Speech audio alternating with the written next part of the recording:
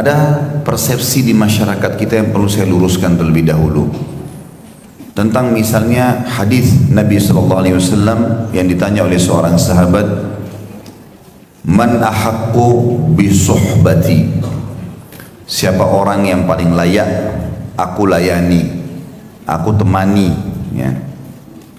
Maka Nabi SAW mengatakan ummuka, ibumu.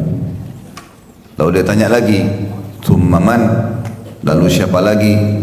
Maka dikatakan ummuka, ibumu. Lalu yang ketiga kali orang itu tanya lagi, thumma man, siapa lagi setelah ibuku? Tetap ummuka 3 kali.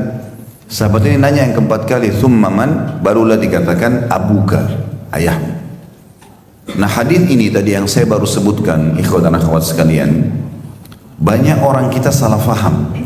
Berarti ayah harus dinomor 2-kan, sehingga ayah itu posisinya di rumah seperti orang yang tidak punya keputusan. Pokoknya ibuku. Ini pemahaman harus diluruskan, karena yang Nabi SAW sebutkan di sini yang harus didahulukan pelayanan. Perhatikan kalimat ini ya, pelayanan. Misal ibu kita mengatakan, nak ambilin saya minum. Ayah kita juga mengatakan, nak ambilin saya minum. Siapa yang didahulukan? Ibu. Karena pelayanan. Nak temanin ibu ke pasar. Ayahnya bilang, nak temanin ayah ke tetangga. Dahulukan ibu karena pelayanan. Tetapi ini hanya sebatas pelayanan. Jangan ditarik dalam semua lini kehidupan. Penisbatan nama kepada siapa?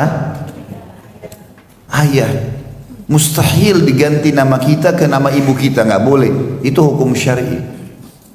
Sekarang kalau izin keluar rumah dari siapa? Ayah.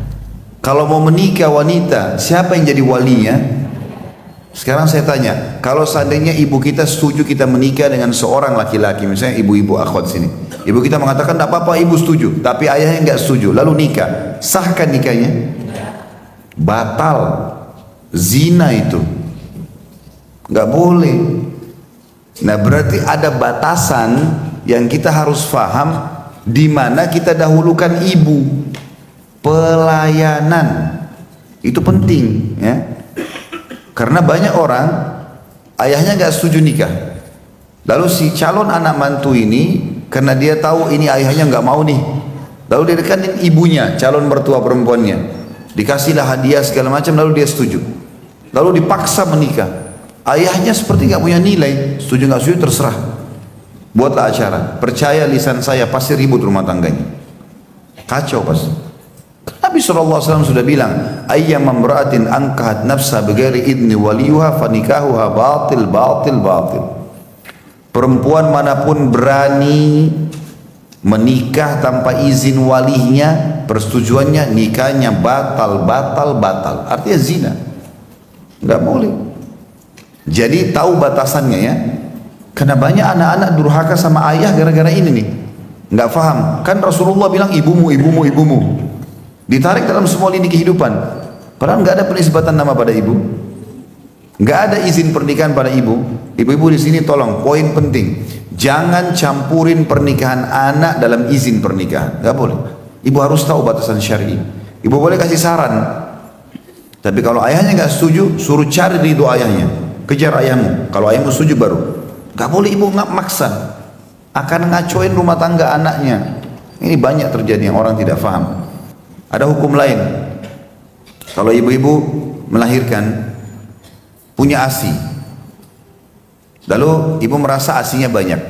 Ada anak tetangga mau disusuin. Sekarang saya tanya hukumnya, apakah harus izin suami untuk memberikan ASI kepada anak tetangga atau langsung aja susuin? Wajib izin. Kenapa? Jumhur ulama sepakat ASI yang ada di payudara setiap istri itu milik suami. ASInya milik dia, karena dia punya kewajiban membiayai itu. Dia yang kasih makan, dia yang kasih rumah, ya. Dan sebab munculnya ASI karena ada sperma dia. Nah ini semua rentetan hukum yang tidak boleh dilepas, ya.